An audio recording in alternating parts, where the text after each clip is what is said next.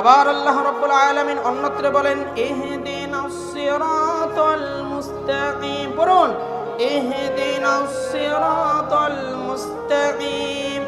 The road which is straight is right and the rest is wrong. তোমরা যদি সৎভাবে চলতে চাও, সঠিক পথে যদি আসতে চাও, তাহলে সিরাতুলে চলো, বামপন্থীদের দিকে তোমরা হাঁটিও না, তোমরা সিরাতুলে চলো, অর্থাৎ কোরআনের দিকে ফিরে আসো। সুবহানাল্লাহ। কোরআনুল কারীম আবার আমাদেরকে বলেন ওয়াইলুল লিল মুতাফফিফিন আল্লাযীনা ইযা তালু আলান নাসি ইস্তাওফুন।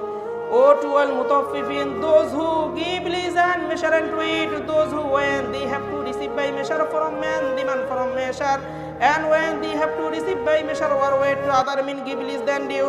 অর্থাৎ তোমরা যদি নিজের জীবনকে সফল করতে চাও, সঠিকভাবে পরিচালনা করতে চাও, তাহলে অন্যকে ঠগাইও না, অন্যর উপর শুধু শুধু প্রহার করিও না।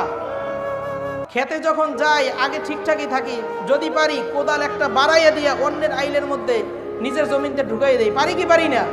এগুলো করা যাবে না, এগুলো করা যাবে।